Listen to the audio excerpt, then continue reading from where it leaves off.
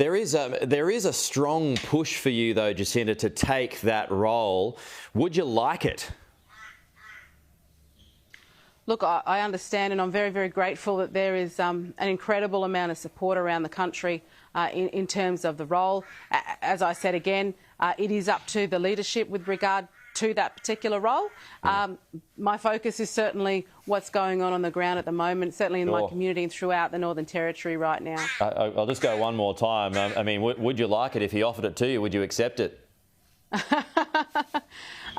Look, as I said again, you know, there's some big steps, some big asks, but I certainly am. I don't want to be distracted from what I need to do on the ground, making sure that key people are heard and listened to within the community, so we can try and bring about some pressure on the government to bring about some results. I apologise for that noisy crow in the background too. No, saying good morning. That's okay. Well, good morning to the crow. But have you at least spoken to Peter Dutton about the role?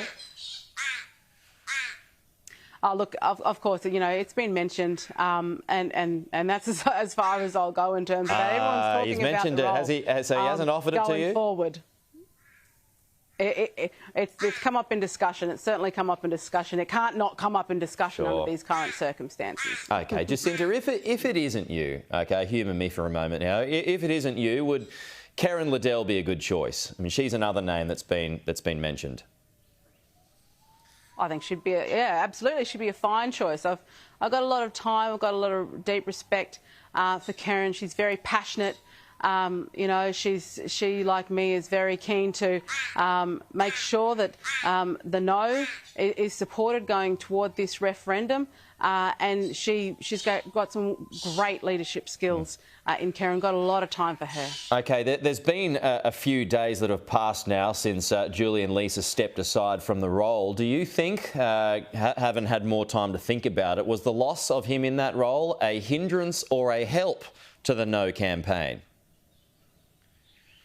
Well, you know, I mean, I respect his position for someone in such a position to come out and basically state what they believe in, and I think that's what's wonderful about being part of, you know, a coalition, is the fact that you can have an opinion in matters that you feel very passionate and deep about, and I think, you know, for him it was probably the right choice to make that decision, so that perhaps somebody who's prepared to fight that no will step into that role. So, you know, it was honourable on his half to do that, to step aside to allow for that opportunity, I think. We get caught up so often with big matters. Obviously, this is a big matter, but with what people feel like in the cities, what people say in the cities. But away from the cities, into the regions, into the Alice where you are now, Peter Dutton there obviously as well, dealing with violence that is still continuing. So what is the feeling on the ground about the Voice at the moment where you are? People aren't happy about it. You know, there are those who've complained and said, you know, we're trying to come together as a community. They see it as very divisive. There are people here who aren't Indigenous, who have Indigenous children, are married into Indigenous families, have Indigenous foster children, and we're generally just trying to get on as a community without being separated along the lines of race.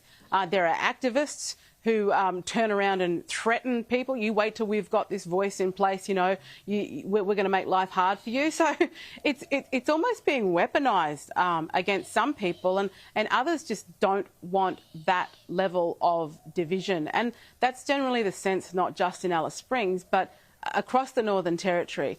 You know, so people are working on the front line all the time, dealing with some of our really tough issues, and they want to see, you know, the betterment of our marginalised Indigenous Australians, but they don't trust that this concept of a constitutionally enshrined voice is the answer to it. All right, Jacinta Price, I really appreciate your time. Thank you, as always, for your time. We'll talk to you soon.